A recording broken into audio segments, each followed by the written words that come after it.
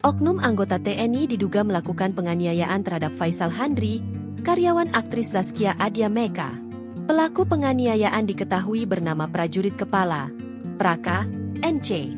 Saat ini Praka NC telah diamankan dan ditahan di Pomdam Jaya.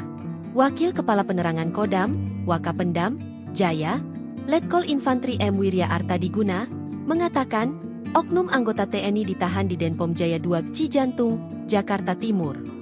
Praka NC menjalani proses hukum lebih lanjut sesuai ketentuan yang berlaku, kata Wirya Artadiguna, Minggu, 28 September 2025. Penahanan dilakukan sesuai ketentuan yang berlaku di lingkungan militer.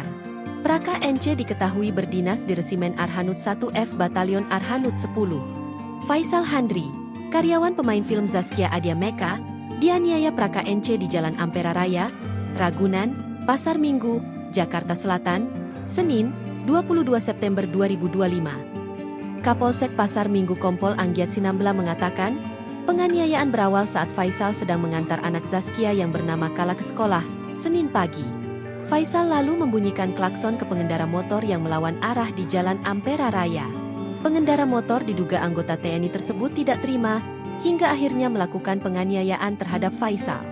Akibat peristiwa yang dialaminya itu, Faisal menderita luka-luka. Faisal lalu melaporkan kejadian penganiayaan itu ke Polsek Pasar Minggu.